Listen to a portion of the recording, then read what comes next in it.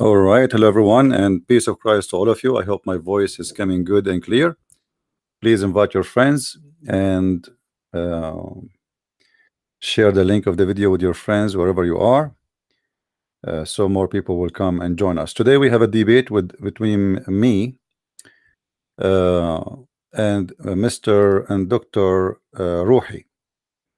Dr. Rohi, he have a PhD in Islam from Islamic University, one of the highest Islamic university. And obviously it's going to be a very hot debate. So please invite your friends, and we are waiting for him to call us, and we will be right on air with you. Just to let you know, I have no questions to ask to Mr. Rohi. Actually, I was thinking to ask him to ask me what to ask him, which means I will ask him, what do you like me to ask you, to make it simple and easy. I mean, how easier I can make it more than this? So be my witness. I'm going to ask him, what do you like me to ask you? I cannot make it more simple than this. All right. Uh, please invite your friends. Let us bring more people here. We are waiting for him. He's online already, so which is a good news, because that's mean we will not, uh, you know, he is not like late or something. So it's confirmed that he is online, which is very good. Uh, by the way, for those who do not know, my books, my two books, new books, which is Six and Allah, is already in Amazon. So for those who care to have copies of it, please go and get your copies. It's two volumes, volume number 1 and volume number 2. Now for sure you will not get one volume without the other, because they complete each other. But it makes sense more that you buy first number 1, or you buy both in the same time. So this is how the cover look like in the front of your eyes. Now this book is not about insulting anyone. It's just revealing a lot of things you never heard of. And actually I don't speak about it online, because we might get banned in YouTube if we say it. So the book is available in Amazon. Get your copies, and and leave your comment. Leave an honest comment. Don't do what the Muslims do. Muslims, they support a Muslim just because he's a Muslim. We don't do that. If you think the book is a treasure of information, say it is. If you think it is so-so, say so-so. If you think it's not even worth the money, then please say that. We want an honest review, not people making up stories and lies. All right. So I'm sure you will like it, and I'm sure a lot of Muslims will buy the book too, because there's a lot of hiding things. Muslims, they don't speak about it, and even though they don't dare. The same as yesterday. If you remember, yesterday we have a Muslim. He was trying to convince us that the hadith which mentioned that Allah's hand is weak. Do you remember? I mean, what's wrong with this religion? Everything is it in weak. I mean, we read from their books, yet their books is weak. And the only way to get away from something, they say to us, it's weak. Actually, our guest today, last week, 2 weeks ago, yeah, something like that, last week, we mentioned to him a hadith. He said it's weak right away, automatically, but the fact is not weak, But what the Muslims, they do to get away from a trouble, they think by saying it is weak, they can get away from it, but it doesn't matter really. Like yesterday, the guy, he said to us, Allah, he put his foot in the fire, but he is not in the fire. He's above, my friend, but his foot is in the fire, but he have a foot. And why Allah he call his foot if it's not a foot? My friend, Allah foot is not like your foot. Who care, my friend? Maybe Allah have 6 toes and 7 noses. I don't care. But when Allah he say he have a foot, it's a foot. This is why he did not call it a nose, because obviously it does what foot does. He call it a hand because it does what hand does. Anyway, let us see if he is already there. I think he is texting me. All right, sound good, guys. Invite your friends. I'm going to call him. Yeah, let us see. He is online.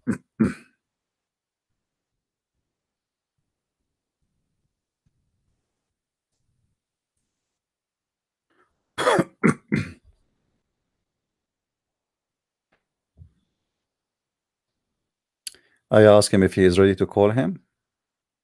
All right, he said inshallah. So let us start. And be my witness, guys. I'm not going to ask him a question. I will ask him to tell me what the question he like to hear.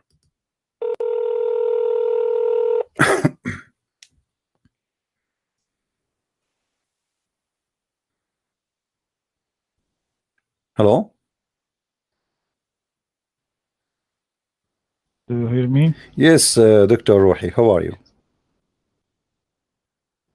الحمد لله كيف حالك يا I'm فوز؟ fine, I'm fine. Thank you. We are thankful for the Lord that we have you back. And today we hope that all of us, Christians, Muslims, Buddhas, Hindus, atheists, they will get the benefit of this meeting. I hope you have آمين. I hope you did eat and you are good to go. Yes, الحمد لله. All right. You know, my friend Rohi, some people they are asking me because we don't have your full name. They said, "Who is Sheikh Rohi?" Even one of them, he said, Sheikh Rohi is not even a Muslim. He is claiming that you are not a Muslim. So what do you say to those Muslims who they are saying that you are not a Muslim? What? I am not a Muslim? One of them, honest to God, he called What me. I am? It's recorded there. You know, you can check it out. He called me and he said that you are like you are hired by me. You know, I paid you money to come and you are acting as a Muslim, but you are not. That's what he said. You believe it? It is a big lie. Yeah. So, you know, It is a what big do you want to lie. say to those who, before we start, for those who they are saying you are not a Muslim, as I heard, you know, that's you have a PhD, right? Hello? Cat and voice. Yeah, Hello, I hear you. yeah. I was introducing to them. I told them that Sheikh Rohi he have a PhD and he is a sheikh and he is a very well known person in Paltalk. But if you like to introduce yourself before we start, go ahead, please.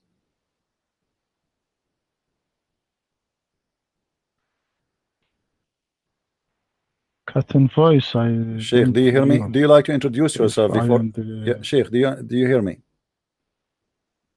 Do you hear Yes. me? Okay. Yes, I hear Do you. you like to introduce yourself before we start? For those Muslims who would like to know you better. Yes. Well, go ahead, please. I am a doctor from Azhar.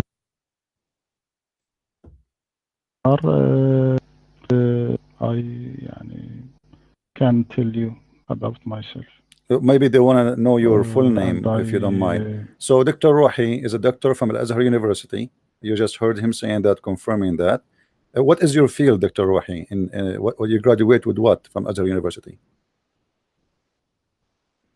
in Sharia. In Sharia. So he is In Sharia. a person who Islamic have a Sharia. PhD in Sharia Allah. That's wonderful. All right. Do you like to say your full name, Dr. Rohi, or you don't want to mention? It's up to you. No, later, my friend. No problem. Dr. Rohi, I'm not going to ask you any question. You are our guest. So I'm going to ask you, what do you like me to ask you? Give me the question you like me to ask you, and I will give it to you back. What I don't understand. What do you like me to ask you? I'm not going to ask you a question of my choice. What is your favorite question you like to be asked? Like something you can really explain very well because you know everything about it. First, thank you a lot for it. Sheikh, let me call you back because the voice is cutting for some reason. Let me give you a call back. Hold on, maybe that will fix. Let me call you back in a second. All right, Sheikh. Yes, I will restart Okay. now. All right. Because somehow it's cutting. Do you have many programs running in the in the background of your computer? Maybe there's many because you are in Egypt. 1 minute, my Yeah. 1 minute, my friend. No problem. Take your time. All right. So as you heard, guys, he confirmed that he is a PhD person from Azhar University. For those who do not know, the Azhar University is the highest university in the world to teach about Islam. Me, myself, I did not get my degree from the Azhar University. I got it from different school, have nothing to do with this university. However, My experience with people who graduate from Islamic University, you learn nothing. And today we are going to prove it. All right? Tell him to close the window. Okay. Please invite your friends. We have only 215 people. Like, come on. If a girl, she is doing unboxing for her t-shirt, she will get 500. Go on YouTube and you will find a girl, she is doing unboxing for what? For lipstick. She have 5,000 people watching live. I mean, come on. All right, let us call him back. He's back on air. All right, Sheikh. Hello? Yeah, we hear you. Go ahead. Hello? Yes, I hear you, Sheikh. Hello? I hear you, my friend. How the voice now? It is Is there good. cutting? It is good. Go ahead. It's good. Oh, okay. Go ahead. We are listening. Oh, okay. First, thank you a lot for your polite. May Allah bless you. Truly, I am glad to meet you and discuss with you. But يعني in also for those who follow us and don't speak English, I suggest that you ask your question in Arabic, then you ask your question in English, and I'll answer you in Arabic, then I'll answer you in English, because a lot of people ask me to do that. If this is possible. Is it possible? You are in your room in Paltalk, right? You have a room in Paltalk open. Is that what's happening or what? Now, no. Now it is closed, my room. Oh, okay. Because if we wanna say the thing twice, maybe we can do other debate just in Arabic, me and you, for the same topic or anything else. Let us focus here in Arabic and English, because everybody listening now is English-speaking people. However, feel free to speak in Arabic if you have to, or to read something, or to quote something. No problem, and we translate. Is that all right? Okay. All right. Go ahead, my friend. Oh, all right. Okay. In the last debate, now we are talking about نسيان النبي صلى الله عليه وسلم. Okay. All right. I said for me it is authenticated يعني authenticated hadith. Why? Because many of scholars not take every hadith who contradict with Quran, even if this hadith was in Bukhari. Not this hadith personally, but even every hadith contradict with the Quran. According to the other scholars whom take every hadith in Bukhari, even it was this hadith contradict with the Quran, they solved the contradiction by saying this verse was written in the Quran, and all companions were recite it. I mean, first that the Prophet heard the man read it at night. Okay. And in this moment, when this man read it in the night, this ayah was absent from him, from the Prophet Muhammad. Then the Prophet sallallahu alaihi wasallam has remembered it. It is case like when we see a dream at night, then in the morning we forget it, but we are remembering it immediately when we see this sign reminds us of it. So this verse was absent from him, but has not erased of his mind. So forgetting has here is because his mind is preoccupied with something else. Also, scholars said, according to prophets, forgetfulness after informing people is possible, but forgetting before informing people is impossible because when he informs people,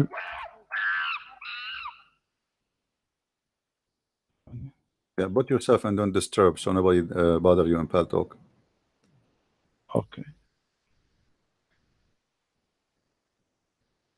Uh, I said no, but forgetting before informing people is impossible because when he informs people, they recite it immediately and it will be written also immediately. Maybe you know when God revealed Quran to the Prophet, he was calling the writers to write it right away. So it is impossible to forget any verse of the Quran. So I say briefly, the scholars said that of the prophets, forgetfulness is possible with two conditions.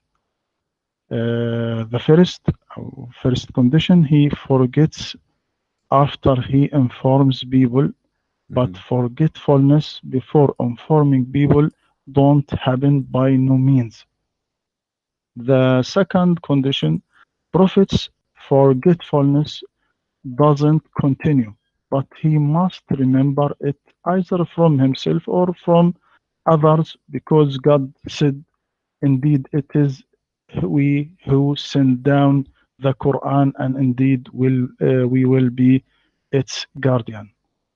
The evidence was the man read the ayah or the verse which the prophet was forgetting it. Not only the man was recited, but all companions doing that beside all Quran was written. All right. This is my answer. يعني. Okay. So, you know, Sheikh Rohi, as this is your answer. I'm glad that you corrected yourself because last time you said that this hadith is weak, but the fact it's not, and you just agreed that this is not a Yes. weak hadith. Okay, this is a sahih hadith. Thank you for that. Now, here what you said that this is the forgetting happened after the prophet he gave the Quran to the people. Obviously, yes, because how the guy he will know about it if the prophet did not mention it, right? So obviously it happened after the prophet he mentioned the Quran to others. But here we have a problem is if Allah he said to me and you, and if Allah is God, he is the Almighty, if he say you will never forget, that's mean you will never forget. And it doesn't, you know, he didn't say you will not forget temporarily or permanently. He said you will be giving Quran and you will not forget the Quran. And when God he says you will not, it's mean you will not. It's mean the word not is not option. It is a must. You will not forget. This is a promise of God. What is confirmed in this hadith, which you confirmed yourself that this is a true hadith, that the prophet he forgot verses and chapters, not only a verse or two or a sentence, verses and chapters. And here we need to ask ourselves, if God is almighty and he made a promise, is this God capable of keeping his promise? Number two, why Allah did not remind Muhammad instead of this guy? I mean, this guy is a man. He himself, he might forget something. He might add something. He might, you know, add a word to the verse. So your prophet now is taking the Quran from this man because totally he forgot it. It is the man who remind him about it, which means he have no idea that he said that before.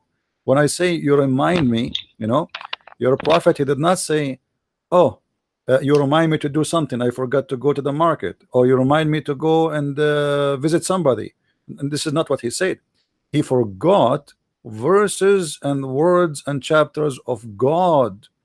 Now here, is that because Allah did not keep his promise, or because Allah he promised him not to forget, but Allah in purpose caused him to forget because you know, he want to test Muhammad in something. Maybe he want to test Muhammad if he is a person who is trustworthy. Because until now, as you know, you Muslims, you believe that nothing happened except by the will of Allah, correct? It is Allah will. Yes. So if Allah will, if this is happened by the will of Allah, that means Allah is the one who made him forget. What is the Yes. purpose? What is the purpose of Allah? And Allah did not make him forget to eat. No, He did not make him forget to visit his cousin. No, He made him forget something extremely important in touch of the life of the believers and their future. Because as you know, based on the teaching of the Quran, you Muslims are saved because the Quran will guide you. So when the Prophet, he forgot the Quran, why Allah he made the Prophet forget the Quran temporarily?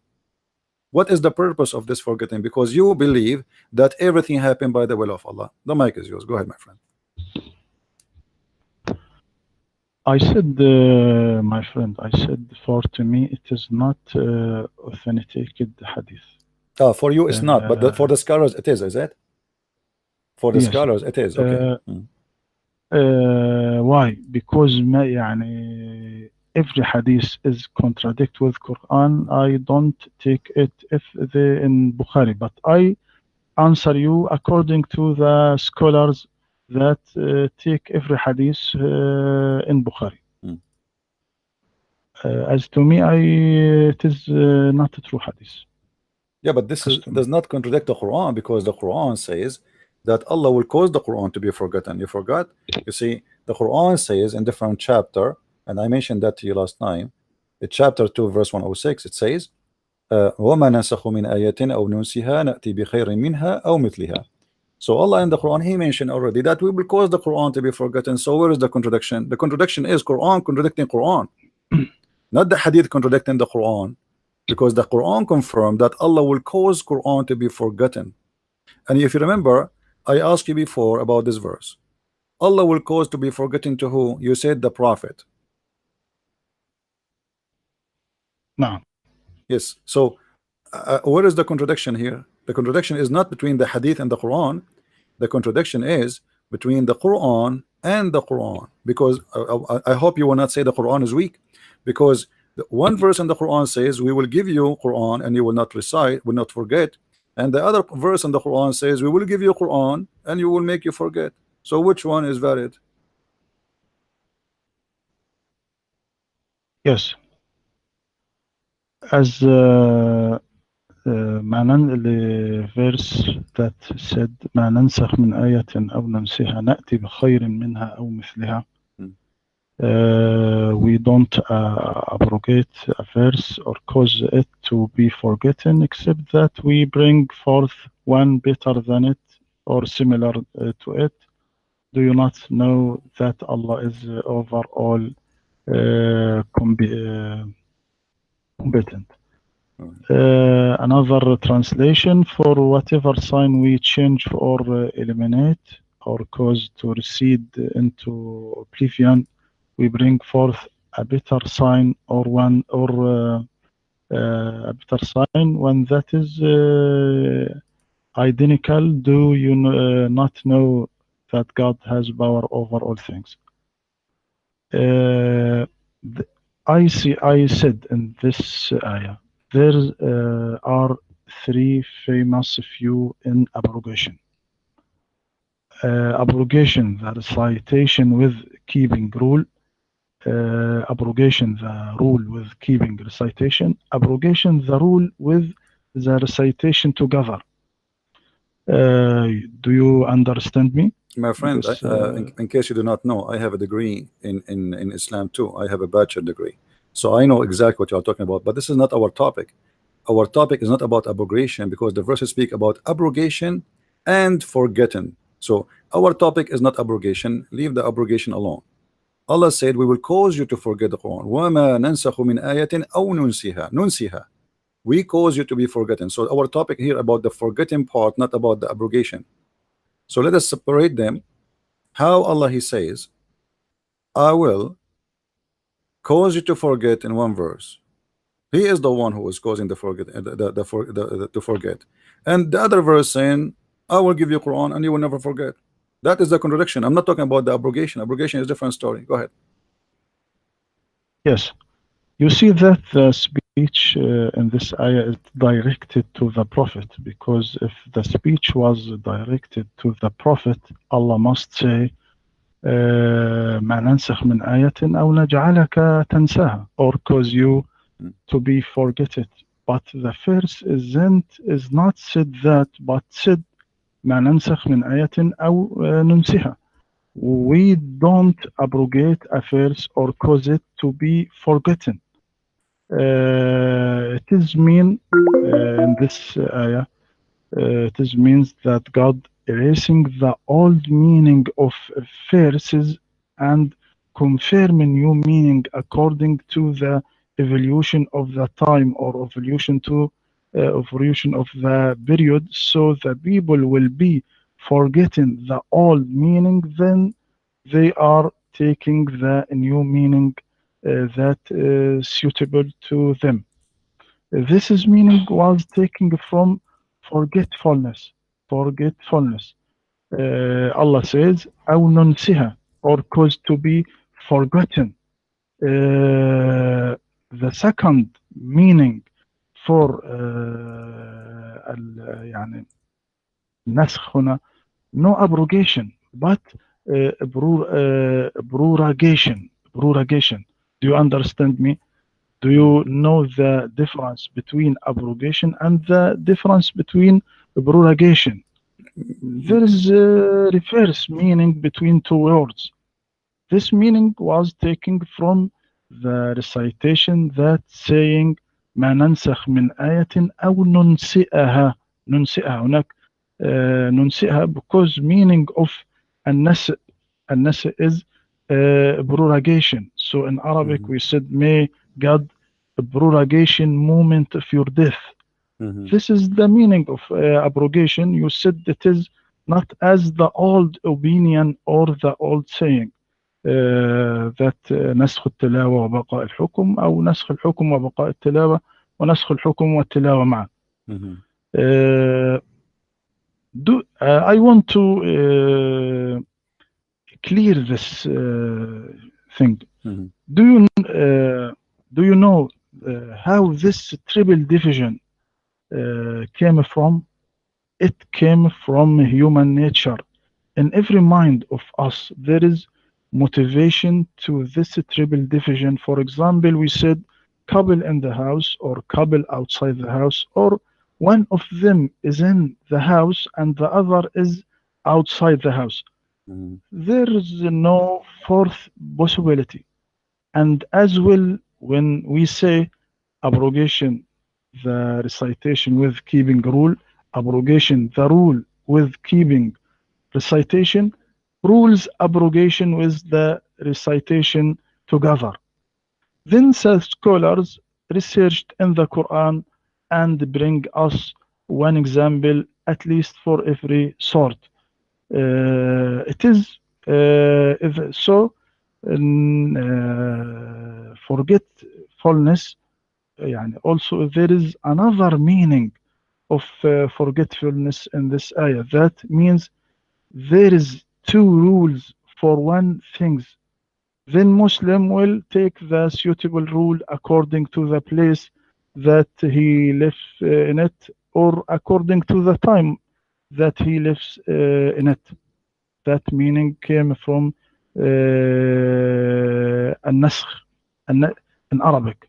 In Arabic we said نسخت الكتاب. It means that I copied one book from another book, or I wrote one book from another book.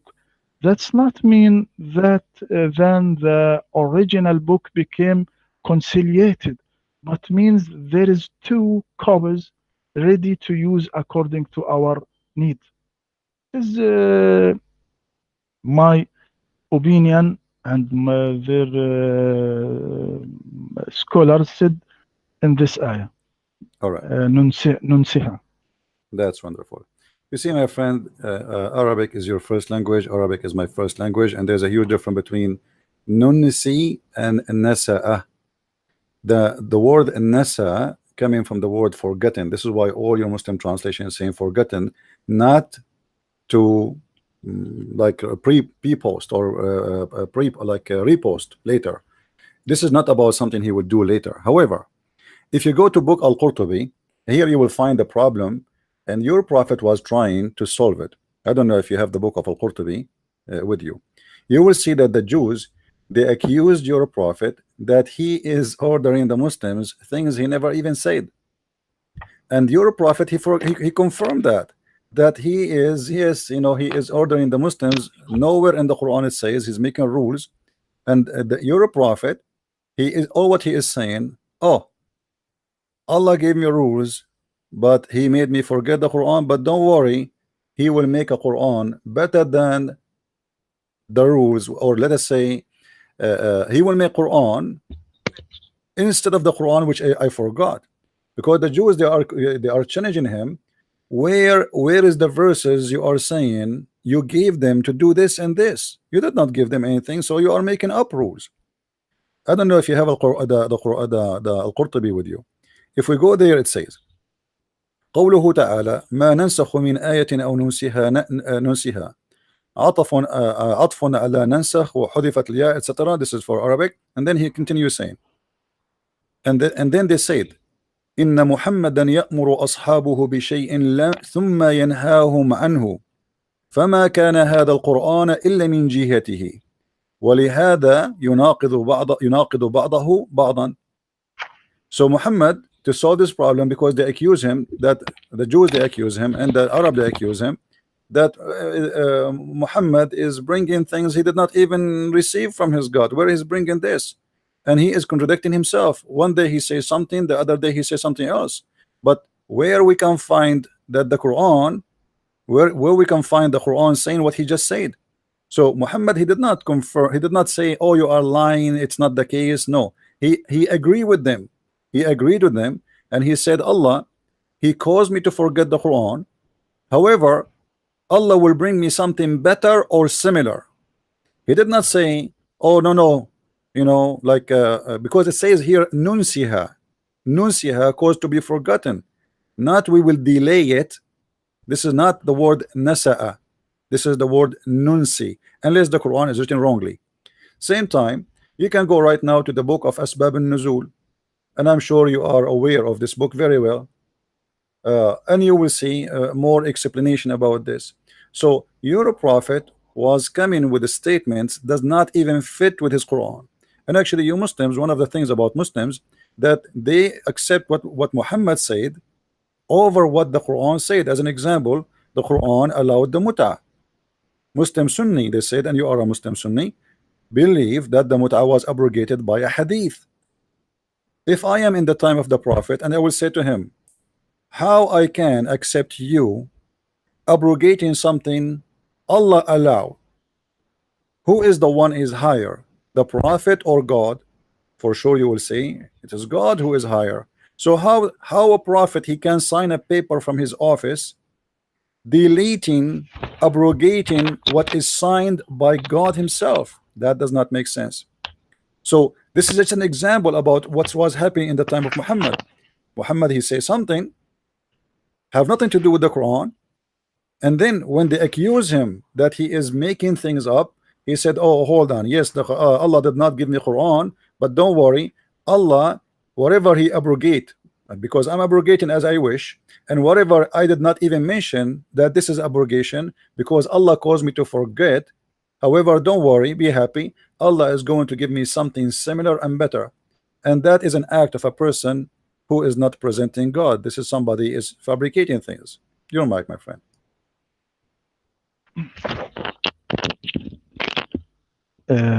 It is not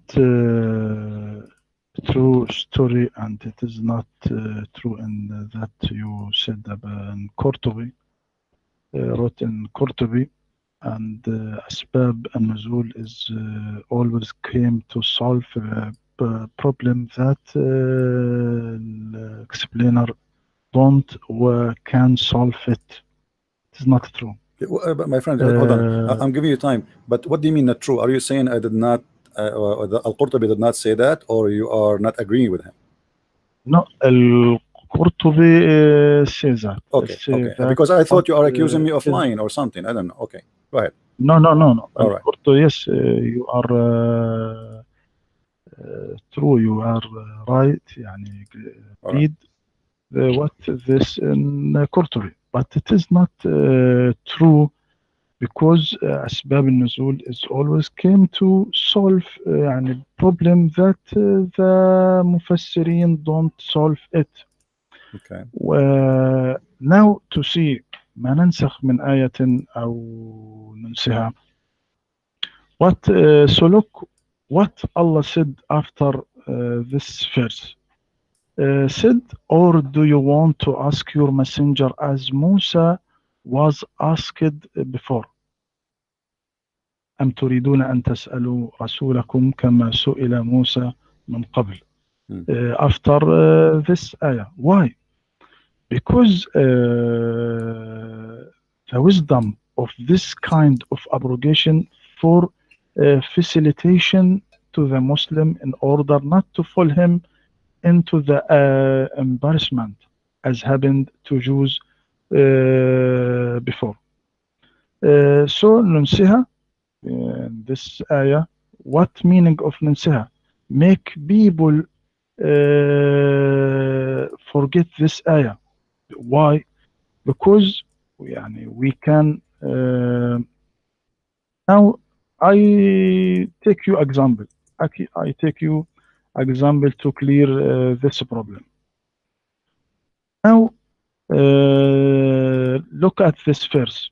The hour has come near and the moon has split. What this means? It means when the moon is split by the human. How is the moon is split by the human? The moon is split by the human when the human reaching the moon by spaceship. It is like as the knife when it's split one watermelon into two parts and we see what in it. But you will be notice that the old meaning of this ayah is correct Mhm. according to the ancient time when the Prophet Muhammad said this ayah. So both meaning are true in this time because the Quran keeps pace with the times or goes with every time. Quran like universe, his discovers don't stop until the day of resurrection. We can likening the Quran by river. You are see the river full of flowing water, but it not the same flowing water which was flowing out a few days ago, because he is not sitting down. The water not stay, but always change. The river always refresh itself by itself. In spite of this, it is the same river which was from the very beginning. So it is impossible for the interpreter to explain the Quran and then close the doors of interpretation. This is what I want to say All in right. this ayah. All right. Well, you know, what you said to me, Dr. Rohi, is very interesting because you are saying that those, you know, we cannot close the door of interpretation, but those who give interpretation, the more closer you are to the time of the prophet, the more accurate, because you were not there and you don't even know the background. So, and you just said, and I think everybody heard it clearly, you said that the book of Asbab al-Nuzul was made to solve problems, but isn't it all the interpretation in Islam is made to solve problems? Because you Muslims are so confused about what the Quran is saying, and this is why which means the Quran is making problems, not solving problems. When you say to me, those books are made to solve problems, that means Quran is the problem, and it is so confusing to the point we need scholars to solve the problem. But then the scholars, they try to solve the problem, they make the problem more horrible. And now you are saying to me, oh, I don't agree with Al-Qurtubi, but you know that Al-Qurtubi is a big name in Islam.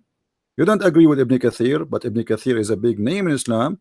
You don't agree with that At-Tabari, you don't agree with etc. So what we do now in this generation anything will look embarrassing, will look really bad, and the prophet will look bad by those books. So what we will say, either we say it is weak, or we say, oh, you know, they are wrong, or we say, oh, we cannot close the door of interpretation. So now you have to recreate a new interpretation for something you yourself you are not sure of.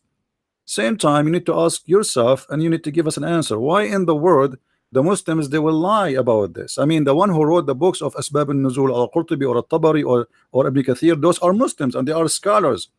This is not a Christian prince. This is not a guy who was an Arab Christian who said, oh, let us say, make up stories. As you see here in front of me in the book of Asbab al-Nuzul, it says, the idolaters, they say, don't you see that Muhammad command his companions with something and then forbid them with some same and command them to the exact opposite? I mean, isn't it obvious? I mean, why in the world you say something and then you command the opposite? As an example, the muta, it is a bad thing to practice.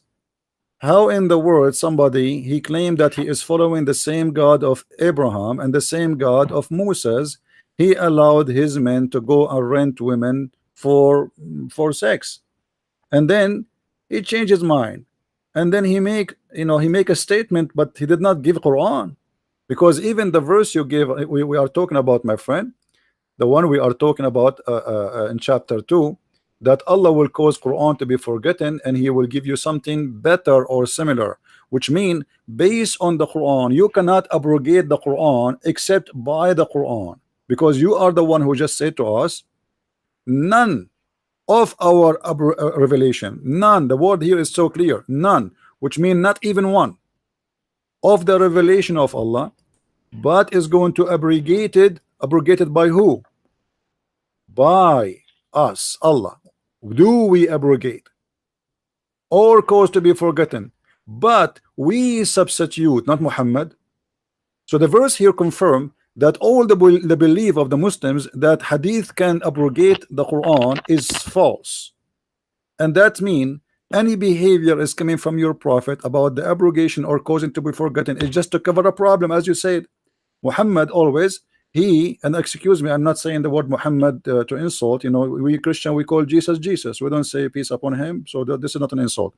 So here, Muhammad is creating a verse to cover a problem, which is he been accused that he is he's fabricating things. He did not even say it. His God never told him. Where do you get this rules from? Your God says something to you in the morning, afternoon you say something else. And you see, your prophet did not say this not true. He confirmed it. He said, yes, this is true. I say something in the morning and then I change my mind after. Why? Because Allah, none of what Allah revelation is abrogated or caused to be forgotten. So he add the word forgotten to cover other problem. Here he is covering two things. Number one, why he keep changing his mind. Number two, why he is forgetting what he said. Because he can just say none of our revelation is abrogated, but we give something better. But here you will notice that your prophet saying none of our revelation it is abrogated or caused to be forgotten. And this is not about delaying verses, because you know that your God he speak Arabic very well. Nunsiha have nothing to do with delaying verse. This is not a nasi. And this is something different about the delay. So this is about something he confirmed that he forgot.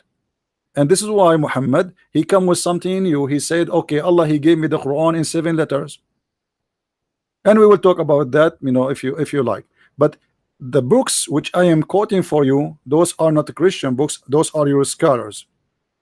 And your scholar confirming, even though you don't agree with them, that your prophet, he changed his mind. And this is what they accuse him about, and this is why he made this verse. And here I want to ask you, Sheikh Rohi, before I give you the mic back, how Allah will make something better? I mean, God is God. I don't know if you heard of my books. You know, I have many books in Amazon. Imagine I'm saying, my book, I'm going to take a book. I'm going to write better book than this. This is possible for a human being because he improved maybe his English, he improved his knowledge, he learned more. But we are talking about God. So how God is going to cause you to forget something and then he will do something better or similar? So what the point? Better, that's mean Allah will, he will make Quran better than the Quran. Similar, that's mean there's no point because you just said it's the same. So why you are deleting and why you are for causing us to forget something, you will make the same of it simply because Muhammad, he cannot repeat the same statement twice. So he's saying to them, Allah, yes, I forgot the Quran, but Allah will give me something better and similar. It's like in Arabic, it says, okay, I lost. Okay, you know what? I lost. Yeah, I lost. But you know what? I promise you that tomorrow we will have a better house. Like my house is burned, my house is destroyed. But I promise you tomorrow our house will be better, and the worst scenario is going to be similar. So what kind of Quran this Quran is saying? You supposedly, it's not your prophet saying that, it is God, but obviously it is your prophet making up this verse saying Allah will give me something similar or better, because that is against the nature of God. God don't make something better than what God made already. God, he is perfect, and when you say that God will make something better than what God he made, that's mean this God is having an improvement in his life. He have an improvement of a quality. How Allah can make a better Quran than the Quran? Go ahead, my friend. Thank you, dear. أسباب النزول not all أسباب النزول is true. Mistake of some interpreter make some يعني what now ننسيها أو when you say that God change his mind, no, it is what is suitable to the time or suitable to the place. So not our time is suitable to the ancient time. So it means that God erasing the old meaning of verse and confirm a new meaning according to the evolution to the time or evolution to the period.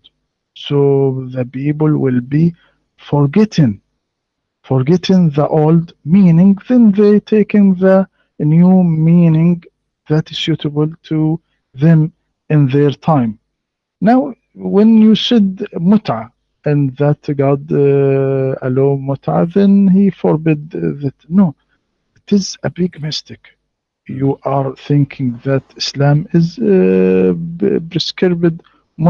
prescribed muta, while much was known before Islam. Before Islam, there was 15 sort of marriage. Example, البدل، زواج المضاهاة، زواج الشغار إلى آخره. It is يعني when Islam came, people left all those sort but remain one sort is mut'ah. Then Prophet Muhammad sallallahu alaihi wasallam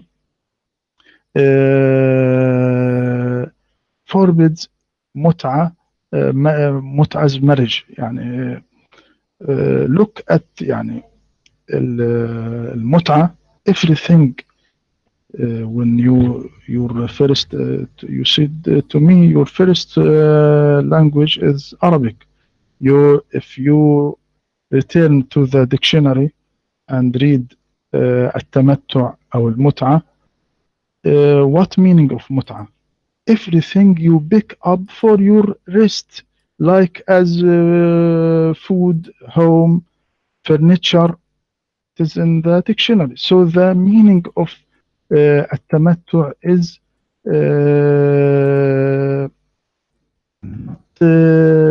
relish, not relish, but it is you pick up for your rest, like food, home, furniture.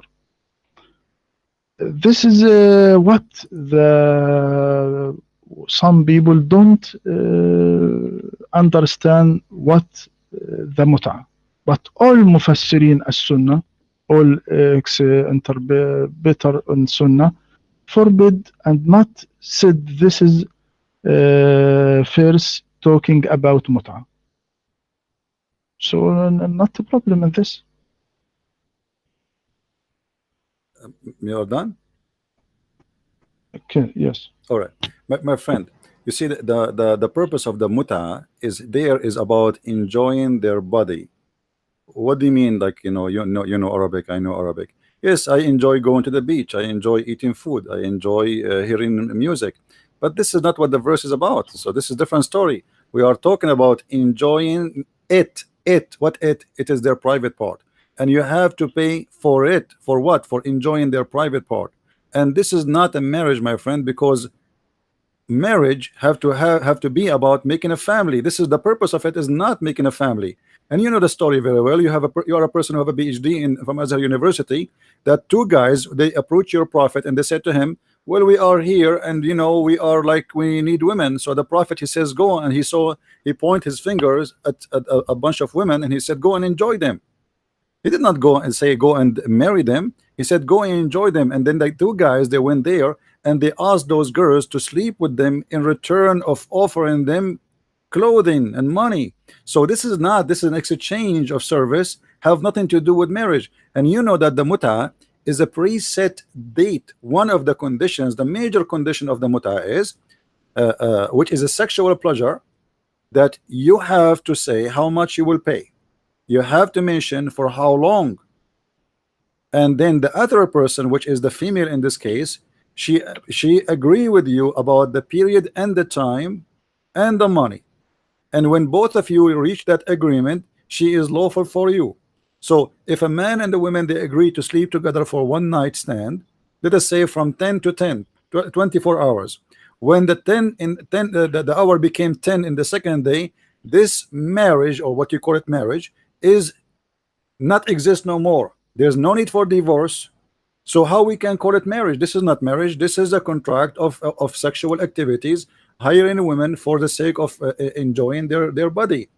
And not only that, according to the muta rules, and you have a PhD in Islam, a woman who is marrying this man, she inherit nothing of him. She cannot inherit him because she is just a muta. Actually, there is many books that say that this is istijar, this is rent. It's renting women. So what do you mean when you say to me that the Arab before Islam, they used to do that? Actually, by the way, I have a book, is just published in Amazon, speaking about the whole topic about that issue, not necessarily the muta, all the sexuality in Islam. What do you mean when you say that the Arab used to do muta and Allah allow it at that time? I mean, okay, was Musa allowing muta? Was Jesus allowing muta? Who is the word when I allow muta, and how Allah agree with the kuffar? Because this is not right, and you know that, and I am sure you will not allow any of your family to practice it.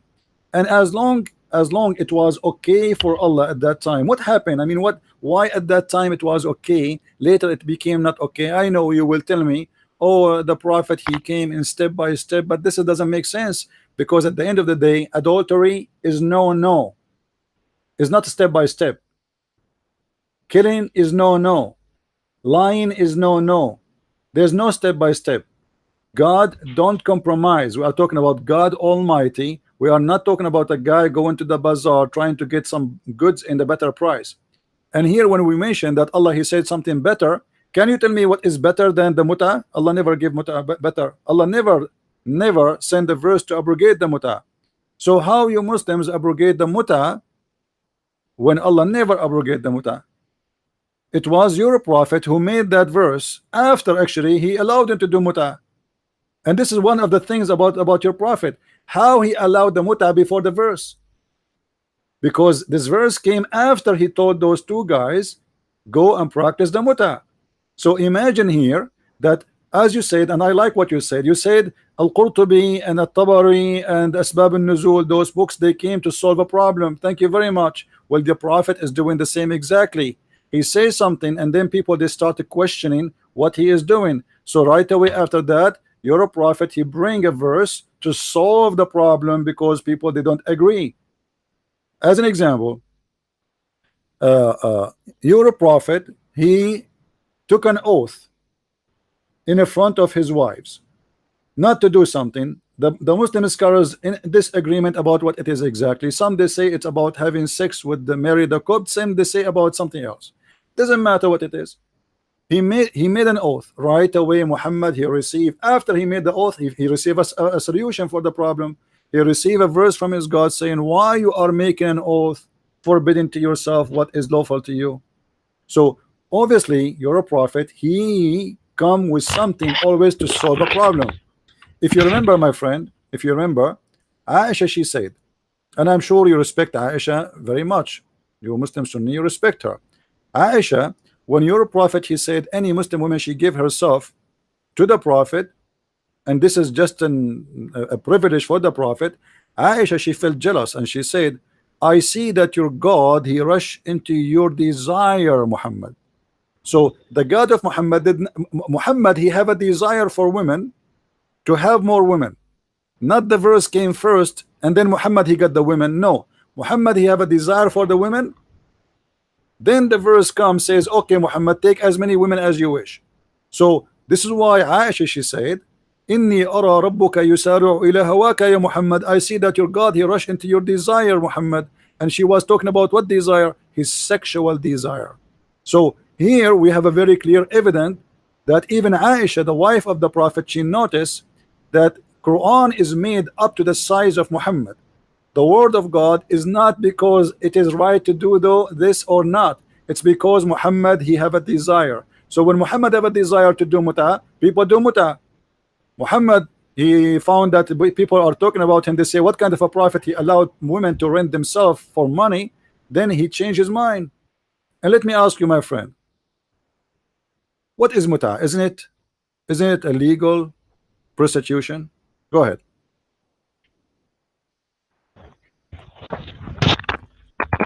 Thank you. You said that Sharia al-Islam, law of Islam, came, rule of Islam came step by step. It is true, step by step. Then he said in Muslim about mut'ah, O people, I had permitted you to contract temporary marriage with women, but Allah has forbidden it now until the day of resurrection. So he who has any woman with his tape of marriage contract, he should let her off and don't take back anything you have given to them as a door. This what the Prophet said about mut'ah. Then mut'ah don't allow, as the Prophet said, as the day of resurrection. Now, الأجرة أو meaning of الأجرة in يعني فآتوهن أجورهن is recompense, not fair or rent or wage. No. You thought that الأجرة it is mean fair or rent or wage. No, it is wrong. God said in the Quran, فَبَشِّرْهُ بِمَغْفِرَةٍ وَأَجْرٍ كَرِيمٍ.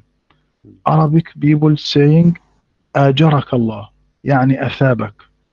Not it is fair, not it is rent, not it is wage. So when Omar ibn al-Khattab said, when he was Khalifat al-Muslimin, said, "O people, truly Prophet Muhammad allow mut'ah, then forbid it for us." This is about mut'ah. This was in the ancient time before Islam. And when Islam came, he forbid this, as he forbid wine and other thing. He is take people step by step, because people wasn't know a lot about God. Then he forbid it, as I read to you, all people, I had permitted to you to contract temporary marriage with women, but Allah has forbidden it now until the day of resurrection. So he is who has any woman with this type of marriage contract, he should let her off and don't take back anything you have given to them. This is about mut'a in Islam. My cures. All right. You see, Sheikh, the problem is, I don't know, when you say to me, I speak Arabic and you speak Arabic, but look like we are speaking about different Arabic. You give me an example saying that Allah, He says that Allah will give reward, ujur, but this is a reward in the heaven, that to go in heaven. We are talking about here getting the woman money.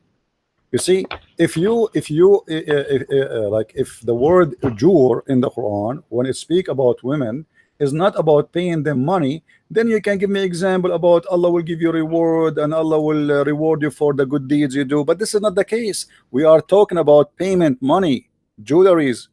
We are not talking about a reward of God in heaven. So this is totally different story. I look like he dropped. Okay, we will call him back. He's offline. We will wait for him to come back. All right, guys, do you see with me in the screen? He said this is not rented women. Do you see it? This is Islamic website. This is al-islam.org. It says, in some work, special term is applied to women who participate in muta, mustajara, or rented women. Do you see it? Muta is considered a kind of rental.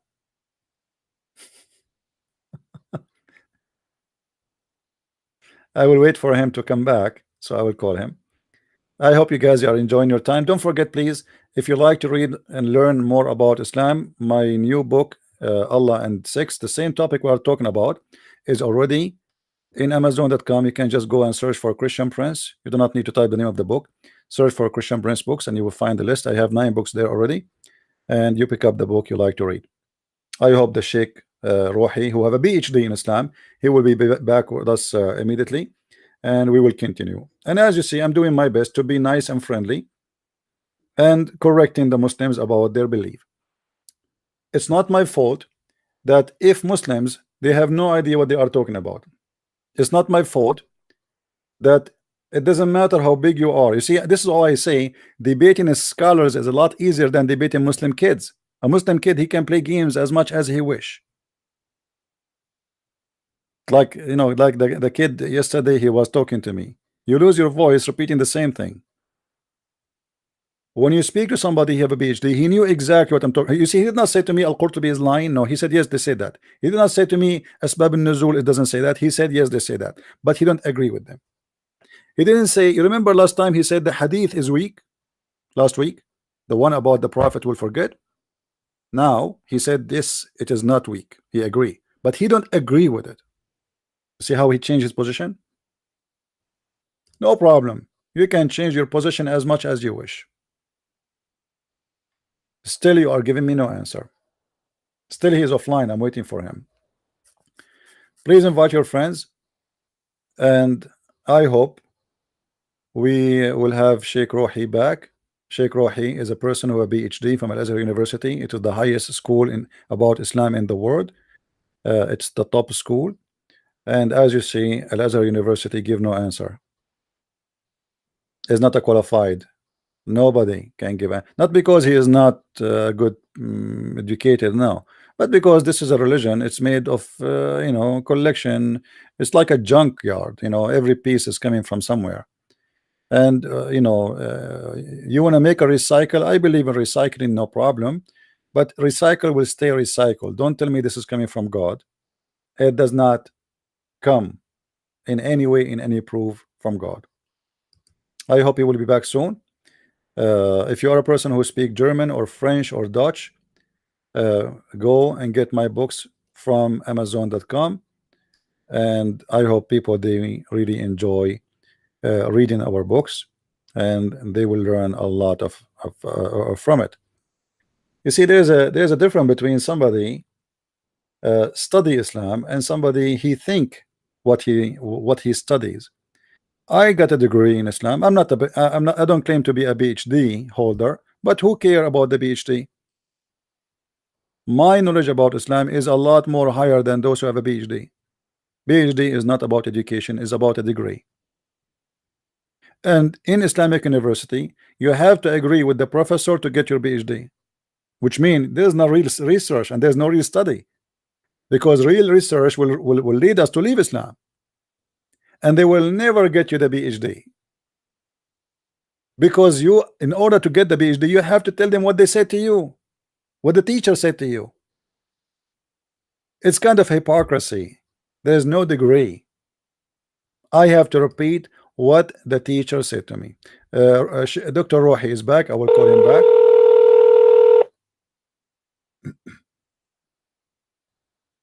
Hello? Hello? Hello, Yes, I hear you. yes, Dr. Rohi. Welcome back. I was going to give you the answer. I hope you will hear me good now. Are we okay? Yes, All yes, right, I'm my friend, okay. you were saying to me that ujur, the word ujur is a reward, and you gave me an example from the Quran where Allah, he will reward you for doing the good deeds. But this is not the case here. This is about you pay money. So the word ujur here have a different meaning. You see, when I say may the Lord bless you, this is ujur, this is reward. Bless you, blessing from God is a reward, but this is not money. But here we are talking about a woman. She gave her body, and in return you pay her money. The muta, which you call it marriage, is not an act of relationship, not for the purpose of money and sex. It's made for two purposes: sex and money, nothing else. No family, no children's, no divorce even, which means you don't even divorce the women. When the time is up, she go home, because simply it's not a marriage. But you Muslims, you call it marriage to cover up that this is nothing but a rental contract. And this is the Islam or .org, Islamic Sunni website. They are saying, and I read for you, I quote for you what they are saying, not me. It says, in some work special term is applied to women who participate in the muta, musta'jara, or rented women. Muta is considered as a kind of rental because in general a man basic aim is the kind of marriage is sexual enjoyment of the women, and in return of this enjoyment the women receive certain amount of money or property. So this is nothing but a sex exchange, money for sex. Same time you said that your prophet said that Allah, he allow muta, and I and Allah forbid mut'ah. Like he been informed, your prophet said, he been informed that Allah, he forbid mut'ah until the judgment day. Where the prophet he receive a verse saying Allah, he forbid mut'ah? We have the verse, chapter 4, verse 24, Allah saying do mut'ah. Where the verse in the Quran it says don't do mut'ah? You cannot find it. So how Muhammad he claimed that he received an order from Allah to demolish the mut'ah practice when he never did? And this is exactly what we were talking about in the book of Asbab al-Nuzul. The people, they were saying to Muhammad, this man, he fabricate the verses just to solve a problem, and here we go, he created a problem for himself. He said that you can do mut'ah. People, they start talking, saying, what kind of a prophet he allowed such a thing? This is nothing but prostitution. It is exactly prostitution. So in order to solve this problem, Muhammad, he come with a new rule saying, okay, you know what, I forbid you to do mut'ah from now until judgment day. But it's not Allah who said that. And the verse we spoke about before, chapter 2 in the Quran, verse 106, it says clearly that the one who will abrogate the Quran is Allah, not Muhammad, which means nothing will be abrogated except by Quran. Quran should abrogate the Quran. But you Muslim Sunni, you believe that no, hadith can abrogate Quran. How in the world hadith can abrogate the word of God? How a prophet can demolish the word of God, which is preserved supposedly? And this is why the chapter 2 verse 106 is exists to solve a problem. So Muhammad, to explain to the people why he keep changing his mind, and why sometimes he come with rules without a verse. If we check out, do the mut'ah came before, which means as a practice by Muhammad and his followers, or after the verse received, you will see that the verse came after. So how in the world this person is practicing it without the verse, which means Allah did not tell him yet. You see, if I am practicing something, I am claiming that God told me that, then I have to provide the verses. Hey guys, I received this law. This law says we can do mut'ah. We can go right now and rent some women for sex. But always Muhammad, he come with something, and then people they start talking about it. So he support what he say by making Quran, and then everybody have to shut up because it's Allah. Allah said what I can do. If Allah said so, Allah said so. That's it. So what you say to me have nothing to do with the problem. The problem is how Muhammad apply prostitution to be part of his religion. How Muhammad claimed that his God said to him, you can rent women in return of money, sex for money. How then Muhammad, he can demolish what he just said, claiming it's coming from his God without receiving a verse from his God? Can you find me a verse in the Quran that says don't do mut'ah no more? Sheikh Rohi, the mic is yours.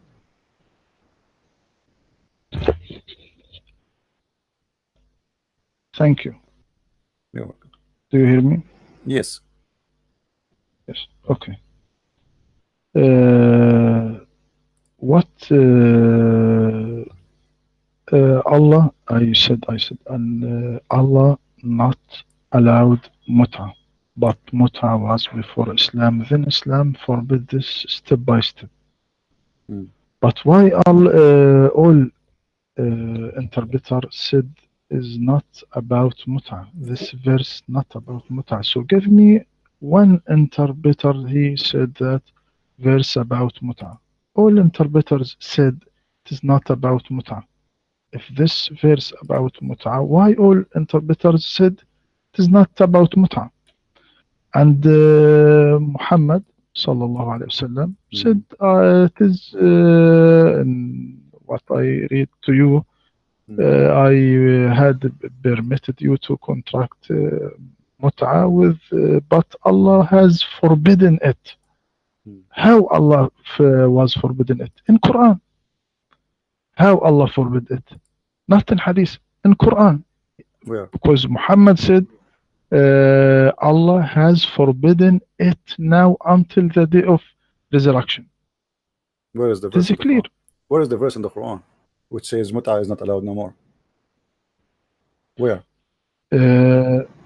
So where is the verse in Quran that allowed mut'ah? It is not allowed. Give me one interpreter said it is in Sunnah, not in Shia. No problem. It is this verse allowed mut'ah. Well, here we go. Tafsir al-Miqbas of Ibn Abbas. It says that this is mut'ah, zawaj al-mut'ah, and I can give you a ton of them. I mean, it's really strange you are saying to me, give me one person saying that when all of them they agree that this is about mut'ah. Actually, can you give me one did not say this is about zawaj al-mut'ah? I'm really I'm amazed of you saying that. Here we go. This is the official government website of the Kingdom of Jordan, and this is a Muslim Sunni book. This is not a Shia, and this is a chapter 24, verse number chapter 4, verse number 24. It says the following. I'm going to read for you. It says, and it is also said it means that you seek with your money marrying women for agreed period of time, zawajul mut'ah, but the lawfulness of this practice was later abrogated. This is Sunni opinion. This is not a Shia, and this is Quran, and this is the interpretation of the Quran. So it's very nice try of you, Sheikh Rohi, to say that this is not in the Quran when all the story is coming from the Quran. And you know, can you give me the scholar who you agree with where he said that this is the mut'ah, the Sunni scholar who say that mut'ah does not exist in the Quran? Who is the scholar who said that to you? Where do you get this from? It's very strange, my friend. It's very strange. It's very strange what you just said, because you Muslim Sunni agreeing that the mut'ah is a practice coming from the Quran, but what you don't agree with that the Shia they practice that until now, but all of you agree about it. So how you say to me that, oh, the Shia, you know, we don't have this in the Quran, we don't have this in the Quran? Where do you get this from? This is in the Quran. You enjoy them by paying them wages and if we go and see the interpretation of the Muslim Sunni, not the Shia, you will find that they agree. What do you say? If we go to Al-Qurtubi as an example, if we go to Al-Qurtubi, you want to show you Al-Qurtubi? Let me show you Al-Qurtubi in the screen. All right, because you said to me, where is in the Quran and the interpreter? They never said that. I mean, this is really weird you to say that to me. You can say that to somebody who have no idea what Islam is about, not to me. This is Al-Jami' li Ahkam al-Quran, Tafsir Al-Qurtubi. All right, you can read with me in the screen, please. All right, it says the following. Let us go and read.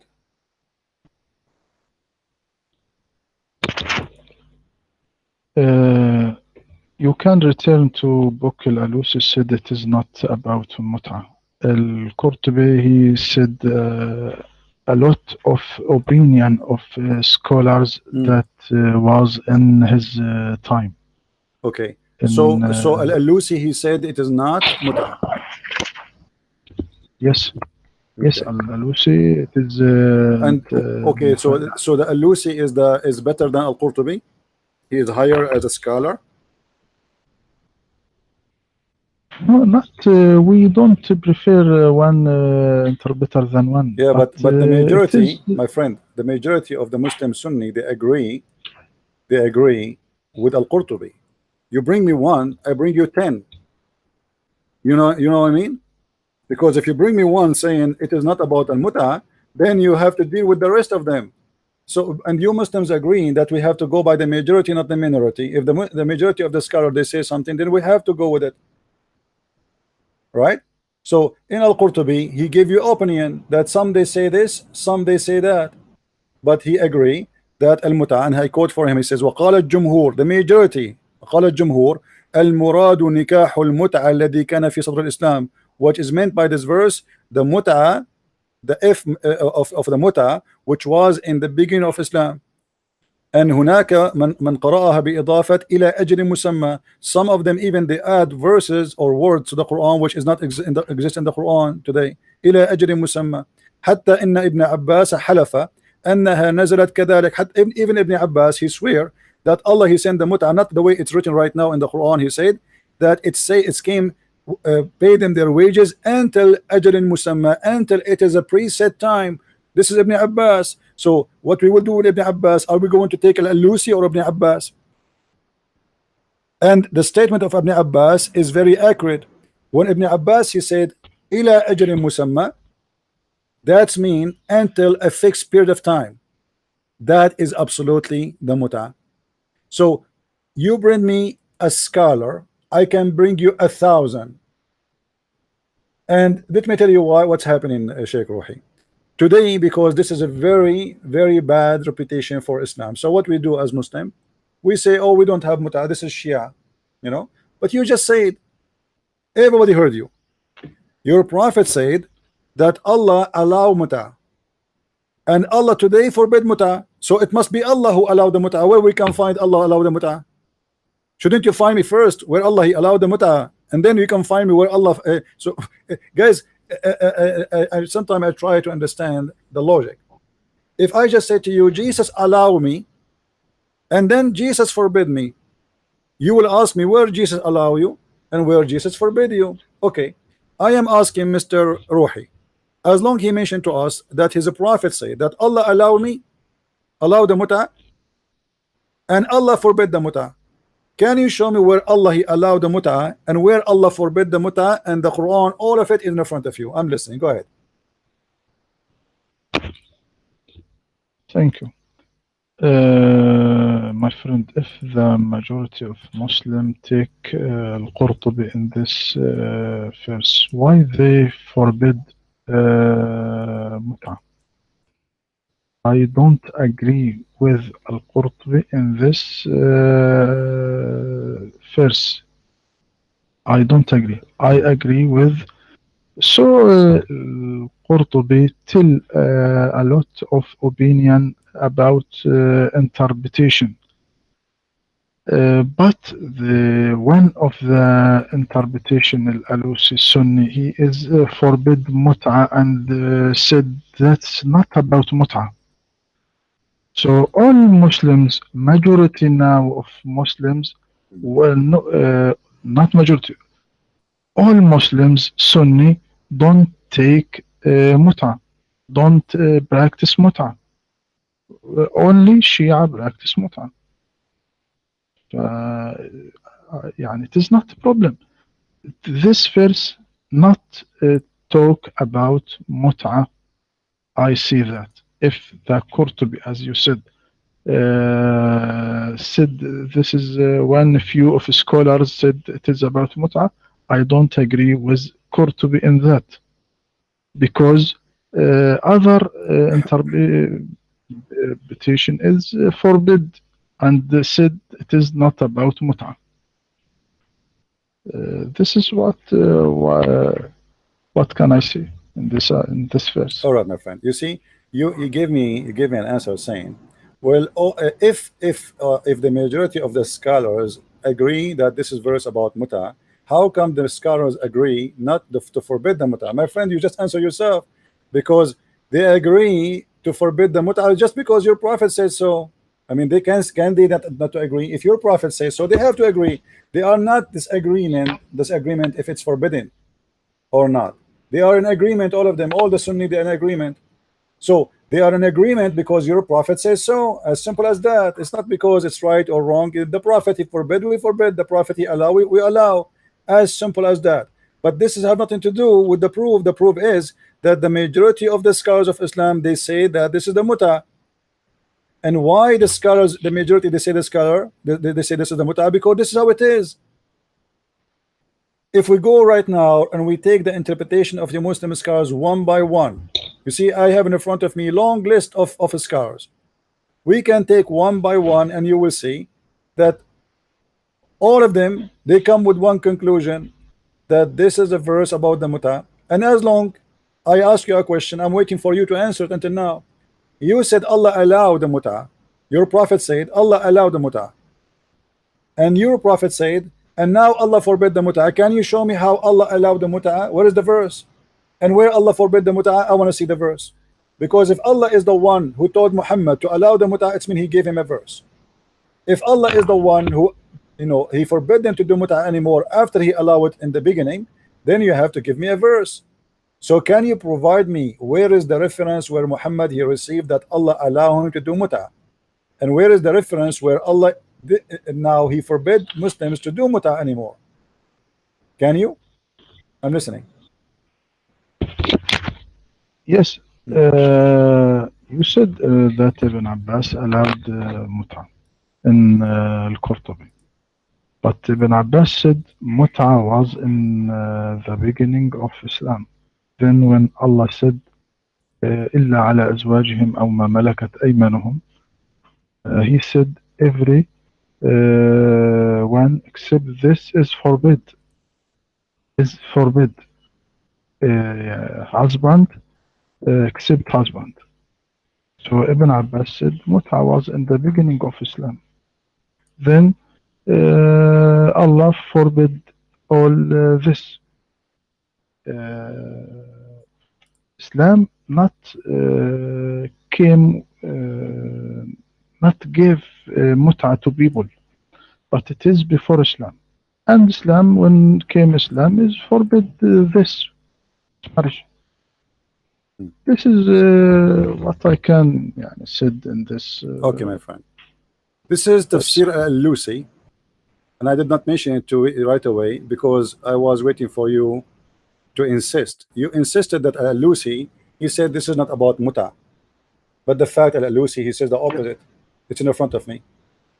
It says in the front of me, وقيل الآية في المتع وهي النكاح إلى أجل معلوم من يوم أو أكثر. Let us translate. And it been said that this verse is about the muta, which is to do nukah for a preset time to 1 day or more. So you said to me, Al-Lusi, he don't agree that this is Al-Lusi says this is not muta. I told you, remember, can you give me one scholar don't agree that this is a muta? You said to me, let us read Al-Lusi. The fact that Al-Lusi confirmed it, and let us read together. وحكي عن ابن عباس رضي الله عنه أنه كان يقول بحلها ثم رجع عن ذلك. So it was said that Ibn Abbas said that it used to be allowed, and then he changed his mind about it. Raja'a, you know, he retreated from that order, and then he said that a man who is lost, which means he lost his way. Sorry, God said to Muhammad, إنك رجل تائه. قال علي كرم الله وجهه إنك رجل تائه إن رسول الله صلى الله عليه وسلم نهى عن المتعة. So he's telling a guy, you are lost, man. The Prophet, he forbid the muta. And he continued then, you know, saying exactly the same as Al-Qurtubi. And just to correct you about what you said Ibn Abbas said that the mut'a was in the beginning of Islam. Ibn Abbas did not say that exactly, my friend.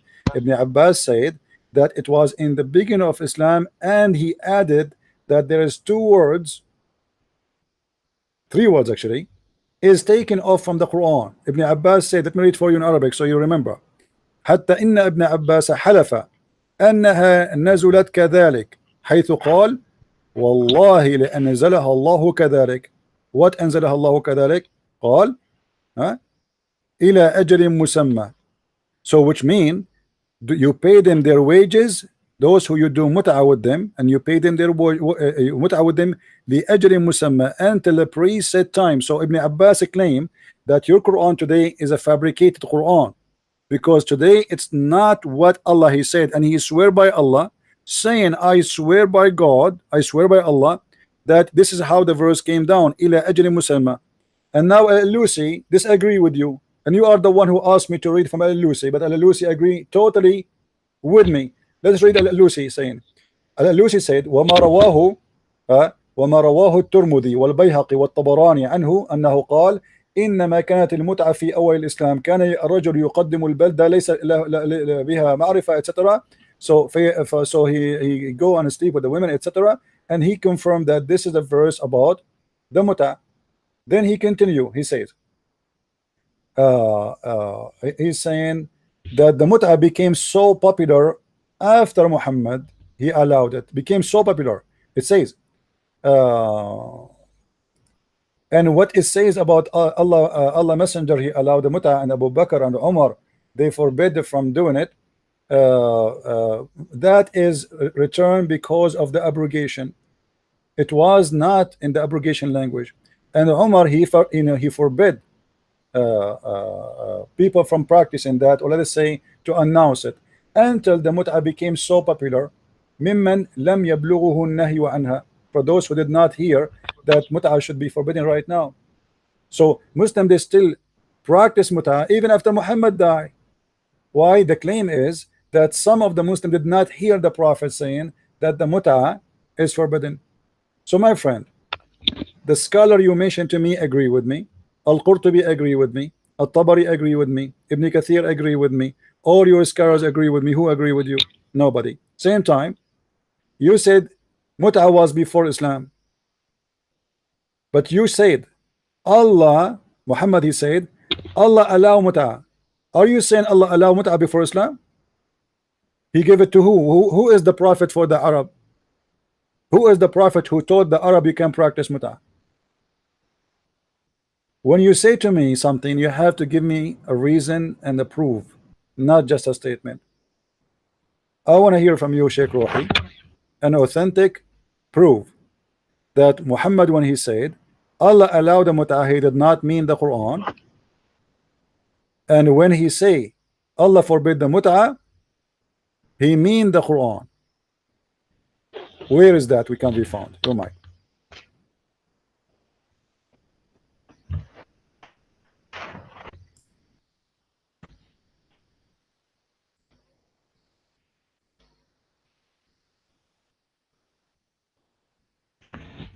Hello? Yes, I'm here.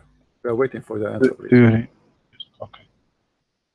In تفسير الألوسي, what he said, حكي عن ابن عباس رضي الله عنهما أنه كان يقول بحل المتعة. It is told about Ibn Abbas that he said allowed متعة.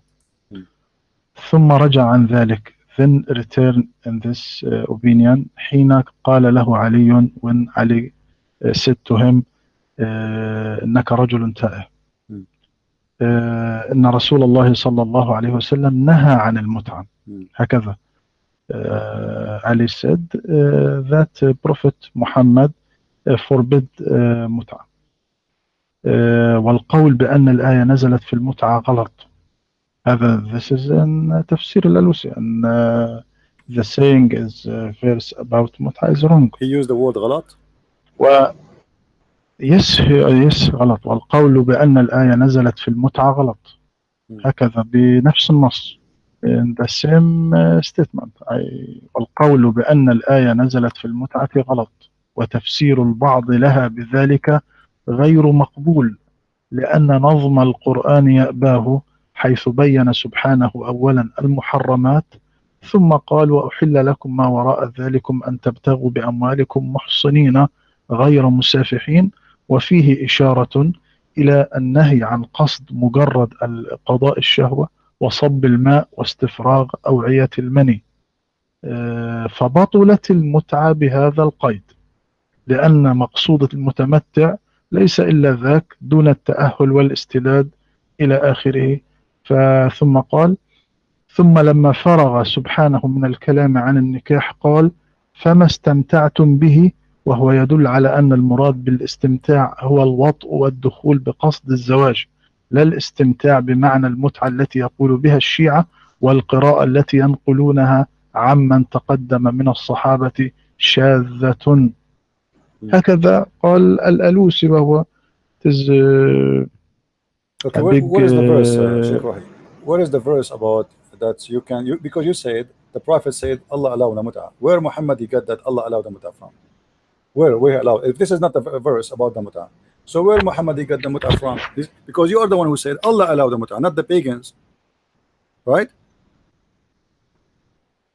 Aren't you the one who said Allah? The Prophet said Allah allowed the mut'ah. Okay, can you show me the verse on the Quran where Allah allowed the mut'ah to Muhammad? But Allah didn't allowed the mut'ah. This is not allowed the mut'ah. This verse. No. I'm not talking about this verse. Do you understand? Let me explain to you. You said that the Prophet said Allah allowed the mut'ah, and today Allah forbid the mut'ah. Okay, so who is allowed the mut'ah? Allah. Who is the one who forbid the mut'ah? Allah. Can you show me the verse where Muhammad saying that Allah allowed the mut'ah? Because if I say Allah allowed the mut'ah, I have to show a verse. Where is the verse from Allah to Muhammad says, okay, do mut'ah? As long as this is not the verse which is about mut'ah, which is most of Muslim scholars, even Ibn Abbas confirm that the verse used to have a sentence says ila ajri musamma, until a certain period of time, which means it's confirming the mut'ah, because it's what mut'ah about preset timing. So Ibn Abbas confirmed that there is word is missing from the Quran, and then you confirm that the Prophet said Allah allowed the mut'ah and Allah forbid the mut'ah. Where we can find the reference of Allah allowing the mut'ah, additional to the hadith you mentioned? Can we find the verse in the Quran for Allah allowing the mut'ah?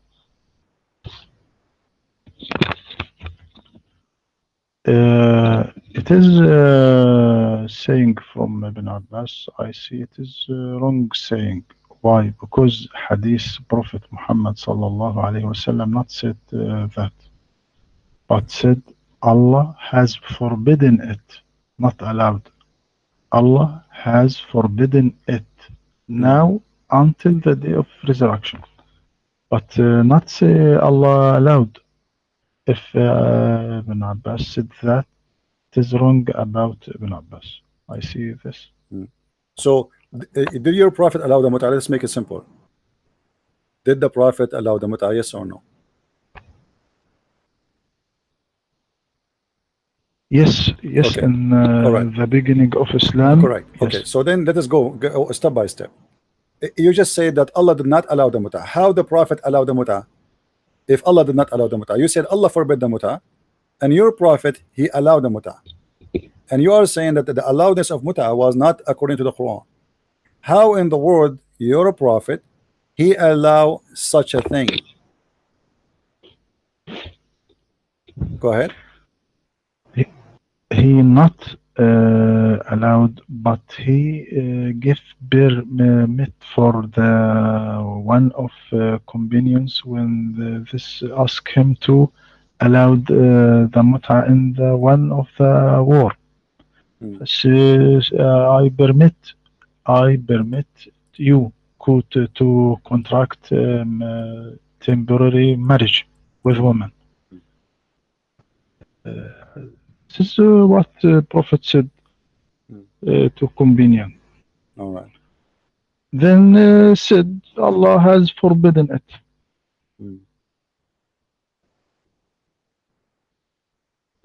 So Allah, okay, just to concentrate with you, the Prophet, you just said, the Prophet, he allow a guy to go and rent a woman for sex, and then Allah forbid that. All right. If this was a practice before the Prophet, do Muhammad need to allow it? Because people obviously they used to practice it. The fact we cannot find anything in the pre-era of Islam, people doing mut'a, they do different kind of relationship. There is prostitution, yes, there is, you know, there's exchange of wives, yes, there's many ways, but that's not mut'a. This is prostitution simply. There's nothing called mut'a. If you go and check all the names of before Islam, you will not find one of them is called mut'a. Mut'a is a statement created by Muhammad and his followers. And now, as long you are the one who said, and everybody heard you, that the Prophet he gave a permission to someone to do mut'a. And what is mut'a? Is to pay a woman for sex. Muhammad he gave the permission according to what? Because as you said, he permitted, which means he can say no. If a man is coming to me and saying to me, can I go and do and that, it's mean people they are obedience. Or what I need to say to him, no, don't do that. The story I mentioned to you, and I can show you the reference, where two guys they told the Prophet that we are here alone and we need women. So when the Prophet he said, go enjoy those women and give them exchange. The two men right away they went to the women and they asked them to sleep with them in return of giving them some clothes and money. So your Prophet, based on what you just said to me, he can say, don't do that, this is haram, this is unlawful, this is bad, this is prostitution. Your Prophet did not do that. In the top of that, he gave them permission to do that. And you to make it more horrible, Dr. Rohi, you just said that your Prophet is behaving according to his own mind, his decision. So how you Muslim says وَمَا هُوَ إِلَّا وَحْيٌ يُوحَى, anything the Prophet he do is inspiration from God. Anything, this is why you follow him as a sunnah. Muhammad he practiced nothing about religion but from God. So was Muhammad here wrong? Are you willing to say to me that your Prophet was teaching an evil teaching, telling women and men, Muslim women and Muslim men, to go and rent each other for sex, get sex for money? This is the teaching of your Prophet in the beginning of Islam. Go ahead. My friend, Muhammad not created mut'a not created by Prophet Muhammad, but it was before Islam. But he gave permission to this marriage when one of companions asked him to give permission, then forbidden this. So mut'a was in the society of Islam, and so Muhammad forbidden this. This is what I see. He allow it, my friend? How he allow it if it is something the pagan they practice? I mean, should you allow it or you should go against it?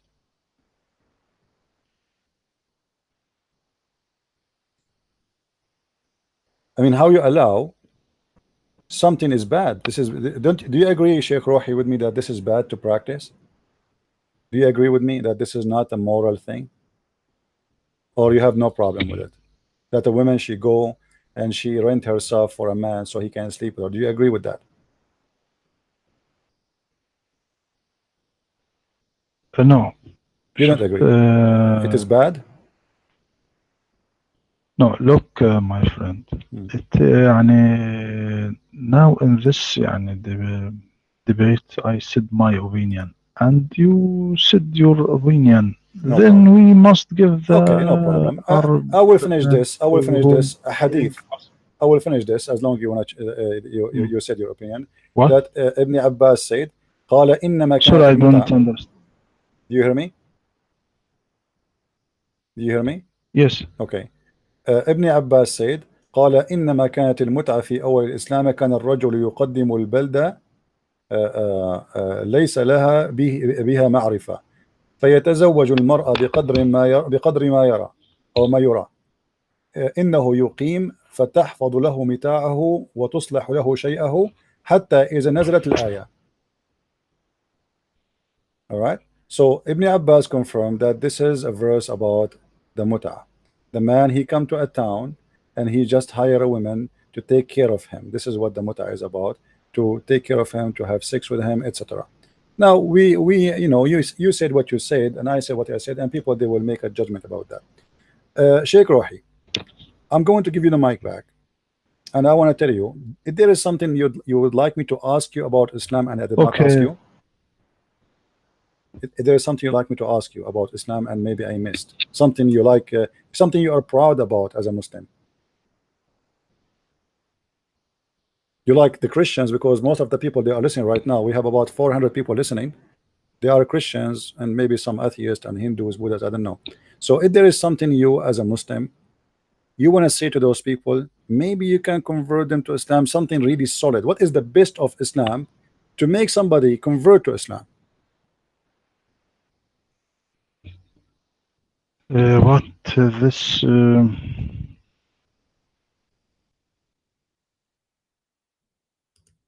We don't hear you, Sheikh Rohi. Are you there? thing not about muta? No, we are done What? with the muta. You said they don't want to talk about the muta. No problem. Let us go continue. So, what is something? Give us something you as a Muslim proud about, and maybe that thing will make the mind of people to convert to Islam. I have more than 400 people listening to you. How you can convince them that Islam is from God? What is the proof? Here we go. We spoke about your prophet. We spoke about things. You know, obviously there are tons of contradiction, and until now you convince nobody that Islam is coming from God, because Muhammad is saying something in the morning, he changed his mind after noon. He gave a verse in the Quran contradicting other verse in the Quran. Allah, he want to forget cause the Quran to be forgotten, and he will make something better than the Quran. God does not make better words from his word, because all the words of God is equal. So until now you prove to us nothing that Islam is from God. Now I want to give you a chance. We don't want to waste this opportunity to give you a chance. How you can convince us with the best of the most powerful proof you have that Islam is from the true God, which his name is Allah, according to Muslims. Go ahead. My friend, one of the greatest attributes of the Islam, of the Quran, than others books that he focus on Lord of the worlds, Lord of the universe, or Lord of the all beings. This idea not be clear before the Quran. People's perception about God before the Quran was limited because the past religion was belonged to prophets folk. So we found that Pharaoh, as example, was astonished and said to Moses in Quran, "What's the Lord of the worlds?"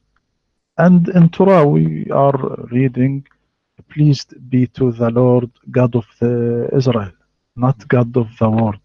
And he said, "Pleased be to the Lord God of Israel," which speak to David. But the Quran changed this conception completely. So the Quran was opened by his saying in chapter 1, "Praise be to Allah, Lord of the worlds." Then this idea confused the disbelievers. So they said in Quran, "Has he made the gods only one God?" Truly, this is a wonder full thing. And Moses also always said, God of Israel said so and so. Also, Jesus said, I am not sent by unto the lost sheep of the house of Israel. Mhm. But contrary to this, we find Quran for the first time of mankind's history. Present theory says that God is Lord of all people and folks, and the Prophet Muhammad said that he was sent to all humanity. Contrary to Moses, who was sent to people of Israel, contrary to Jesus, he was sent to his folk only. So we find Jesus when one woman came to him and she was not from people of Israel, Mhm. she said to him, Sir, give me from the truth that you came with it to people of Israel. He replied her, it is not good that I take children's bread and throw it to the dogs. It means that he considers the people of Israel only children of God and considers other people like the dogs. But Mhm. contrary of this, when some people not from Mhm. Arab came to the Prophet Muhammad, like Persian Sulaiman or like Greek Suhaib, when they came to Prophet Muhammad, didn't say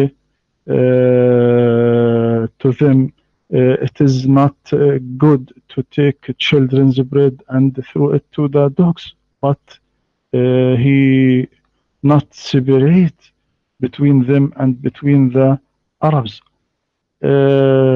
Quran say, "O people, we created you from a male and females and made you races and tribes that you may know one another. The best among you in the sight of God is the most righteous. Surely Allah is knowing, aware." This is what I say in last topic. All right. Well, my friend, Uh, you see, when we Christians, when we speak about Islam, I don't go and mention to you interpretation of the Quran according to me. If you notice everything I say Al-Tabari said, Al-Qurtubi said, Ibn Abbas said. I don't say I say. What you did now, you just said what you say, that Jesus said to the women, you are a dog. This is not what Jesus said. Jesus, he blessed her and he did a miracle for her. He did bless her. He accepted her as a believer. What Jesus was saying, that you people, you know, and you say that the Jews, they say that everyone else is a dog. He is a pagan. He is like a dog. And it's very funny that you are mentioning that Islam does not say what the Jews they claim, which Jesus does not agree with them, when the Quran says that all non-Muslims are animals. They are the same as animal, kal an'am. Actually, there's a chapter about it. Huh? Speaking about it, and you are saying how this happened when you are in your book saying anyone is not a Muslim is nothing but an animal. And not only that, your God, he taught people that anyone is not a Muslim is not only an animal, he is a najis, he is filthy, he is dirty. You will notice that Jesus, he did help that woman and he made the miracle happen to her and he blessed her faith and he accepted her as a follower and as a believer. He did not say to her, get away from me, I only came to the Jews.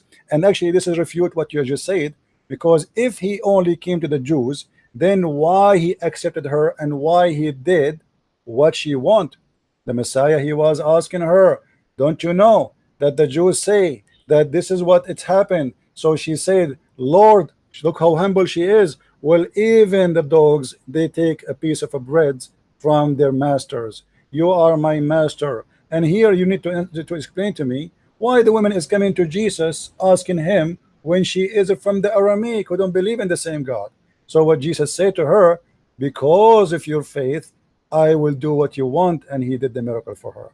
In the same time, when the Quran claim that anyone is not a Muslim is an animal, and anyone who is not an Arab He is not equal to the Arab. And I will give you a reference, as long as you are the one who mentioned that.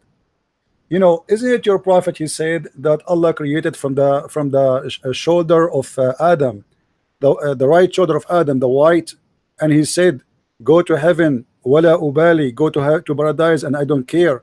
And is your prophet who said that Allah he hit Adam in his left shoulder, and he created the black people, and he said, "Go to hell, and I don't care"? Isn't it your prophet in the Quran? He says, in the day where Allah will make faces black and faces white. And if we go to Ibn Kathir, we will find that that verse is speaking about Allah will blacken all the faces of those who they are not Muslims, and he will turn them black, and Allah will make all the believers white. If you go to chapter 27 verse number 82, you will find the verse saying the following, and you can open Ibn Kathir with me. It says that Allah will send a beast, his name is a Jassasa, and a Jassasa is going to carry the staff of Moses and the ring of Solomon, and is going to hit the person in his face with the ring of Solomon, and he will turn to be white, and is going to hit the person in his face with the staff of Moses, and he will turn to be, sorry, with the ring of Solomon he will be black, and the staff of Musa will turn white, until he became all of him black. The spot will spread, and then the believers, they sit with the disbeliever and they say, "Oh believer, oh disbeliever." So my friend, this is a teaching in Islam of discrimination. Everybody in Islam who is not a believer, Allah will make him black. Jesus said, "Go and teach and preach the whole world, baptize them in the name of the Father and the Holy Spirit." So Jesus did not come to the children of Israel only. This is absolutely not true, and the proof is the following. If we go in the Quran, you see, I'm going to show you from the Quran. If we go in the Quran, we will find that the Quran using the word which is Injil. How Jesus book is called Injil if he is coming to teach the Hebrew from your Quran? There's one of two solutions. Either your prophet is copying the name from the Greek, which is one of the original books of Jesus, which means written in original copy in the Greek language. And the funny, your God did not choose any Hebrew word for the book. He chose the Greek one, which means Allah agree that the word which, or the book of Jesus, which is sent, it was in a Greek language. However, and this is we can find in chapter 3 verse number 33. But if we go in the Quran confirmed that we never send any messenger. وَمَا أَرْسَلْنَا مِن رَسُولٍ إِلَّا بِلِسَانِ قَوْمِهِ. Chapter 14 verse number 4. We never send a messenger except in the tongue of his own people. So how the book is sent in the Greek language, and this is why the name is Injil, but yet the Quran says we never send a messenger except in the tongue of his people. And how you say to me that Muhammad was sent to all mankind, and the Quran says we never send a messenger unless he speak the tongue of his own people? Do the Kurdish speak Arabic? Do the Pakistani speak Arabic? Do the Indians speak Arabic? Do the British speak Arabic? It says it clearly. We never sent. And this is a statement said in the time of Muhammad, not before, not after. It was mentioned and said to Muhammad, we never send a messenger except in the tongue of his people. What is the purpose? In the language of his own people, in order to make things clear to them so they might understand. So the Quran confirmed that there is no way Allah will send a messenger to a people who don't speak the language, because if he do so, they will not understand. So how you say to me Muhammad is a messenger for all mankind, when the Quran confirmed contradiction, that Muhammad cannot be a messenger for all mankind because the people will not understand him? You see, this is why I say Islam is a collection of contradiction. They try to explain our book to us. When we show them what the verses in the Quran saying and the interpretation of the verse saying, they deny it and they say, oh, I don't agree with the scholar.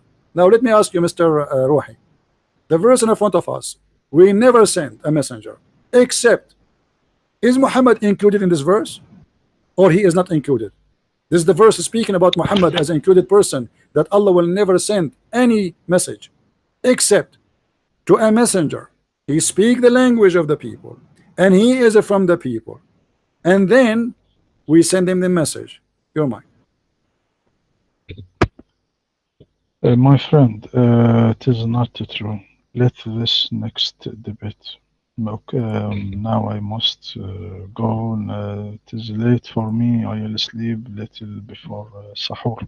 No problem. So you can make another debate to discuss Next Saturday, if another. you want, if you like, next Saturday, every Saturday we can have you here. It will be wonderful to have you, Sheikh Rohi. Thank you very much for coming, my friend. And Thank you. I hope people will have the benefit of this. And by the way, you see, me and Sheikh Rohi, we might like speak and we are talking against each other, but there's no, you know, I leave him with peace, and I pray that may the Lord open his eyes and make him see the truth and only the truth. And let us pray that the Lord will guide those who they are looking for the truth. The truth is what we are seeking, and the Messiah said, I am the truth. And the Quran says that Allah is the truth, which means Allah trying to say he is the Messiah. But there is no way, because the Messiah, he present the truth always, and he don't ever teach that you can do something against the truth. So I wish Mr. Rohi will come to us again, maybe this coming Saturday. Can we take a promise from you to be this coming Saturday, Sheikh Rohi? Inshallah. Inshallah. Thank you very much, Sheikh Rohi. If you want to say something before you leave, feel free. Okay, inshallah. All right. Good night. Okay, take care. Bye-bye. Bye. All right. Thank you very much, guys, for being with us. I hope you did enjoy this debate. And again, just to remind you, for those who they do not know, that my book, the new book, the last 2 volume, Quran, which sorry, Allah 6 and Allah, is already in Amazon. If you like to get your copy, get your copy, because we have a limited numbers. We have only 10 millions. Hello, so you better. Where is the Muslims who said to me, we are going to buy all your books and burn it? I cannot wait for you, man. Where are they? I mean, come on, you promised me you will buy all my books and burn it. Unbelievable. Anyway, guys, as you notice, Quran is a collection of contradiction. The Prophet, what is make you proud about Islam? Islam is the religion teach us that Allah is the Lord of the world. Allah is the Lord of the world. Okay, well, let me teach you something too. Shaitan is the Lord of the world too. Who said he's not? He is the Lord of this world. The Quran, actually, I did not reach, like I was waiting, expecting him to stay, because the Quran says Rabbul Alameen. Rabbul Alameen. What does that mean? You see, the Muslim, they believe that there is 2 words. He is the Lord of the 2 words. And I was going to ask him next, what is those 2 words? Your God is the Lord of them. And then he would discover that this is exactly what Satan is about. But anyway, I hope maybe next Saturday he will come and we will have a more discussion about it. I'm not going to stay longer on air for a very simple reason. We want people to download the video. We don't want to add additional things that have nothing to do with the debate, so we make it only about the debate. So if you did not subscribe to our channel, please feel free. If you want to have more knowledge about Islam and learn how to debate Muslims and learn, because you see, learning how to debate Muslims is about learning about the cult we are talking about. You cannot debate somebody and you do not have a knowledge, otherwise he can play you. As you see, this is a sheikh who have a PhD, but he will not hesitate to practice taqiyya. He said that there is nowhere in the Quran speaking that there is a mut'ah, but he is the one who said Allah allowed the Prophet to do mut'ah and Allah forbid the Prophet to do mut'ah. When I ask him, are you saying that the Prophet, he was allowed by Allah to do mut'ah, but you don't have reference for that Allah gave him? How the Prophet, are you saying the Prophet, he allow you to do mut'ah without permission from Allah? Because if it's a permission from Allah, show me the verse. If it is not a permission, who is Muhammad to make such a thing, allowing adultery? Go and rent a woman for sex.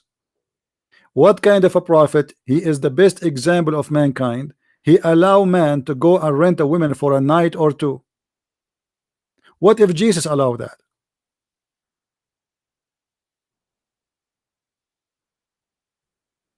So we will finish with this, and please, after we finish the video, usually take like some time before it's going to be loaded, all of it. Download the video. Feel free to download my videos and post them wherever you wish. All right.